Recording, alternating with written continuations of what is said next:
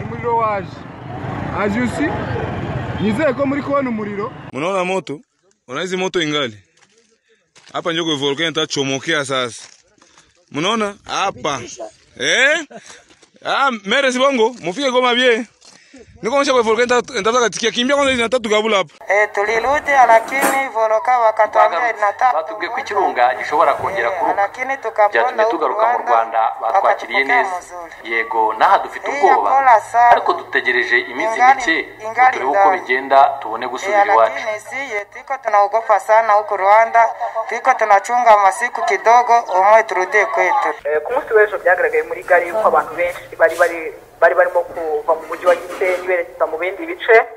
N'ubu muri iki gitondo muri gari nuko abantu benshi hari abantu benshi wagira ngo ahubwo ngo baharaye ku buryo n'imodoka ziri kugenda zuzuye. Abenshi rero ni ababyeyi n'abakuze n'abagore batwite se abenshi barimo kugenda bava muri uyu mujyi bakerekeza mu bindi bice bitandukanye byaba mu nkengero za Gisenyi kuko mu nkengero za Gisenyi naho ntabwo uri kumvikana cyane.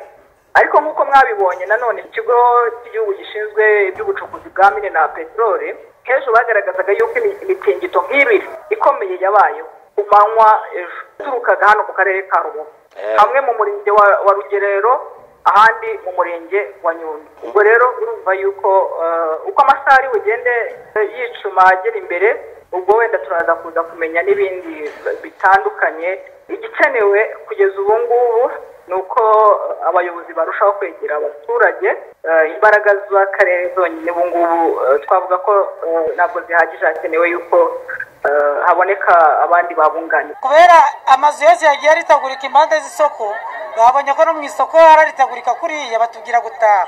Twagize ikibazo imitingito iri kuza igatigita cyane ukumva ubutaka bugiye kwiyubika ubwo hejuru ukumva bugiye kujya hasi ubwo hasi bukajya hejuru. Twagize ikibazo ibicuruzwa ducuruza byamenaguritse. Tugiye Kigali turahunze kubera kino kibazo cy'imitingito yatubanye myinshi. Mfite umwana aturi guhahamuka niyo mpamvu twavuze ngo reka tujye Kigali. Njyanye n'umwana niwe tujyanye, umugabo yasigaye ku rugo. Ndio tremblement make ni ya mingi sana, mvula inanyesha make, naona kumbuka inakuwa ya mingi. Sasa tunaona make na uko watangiye na kuba mwishi na tremblement iko ya mingi sana, ndio sasa tukarudia huko vile.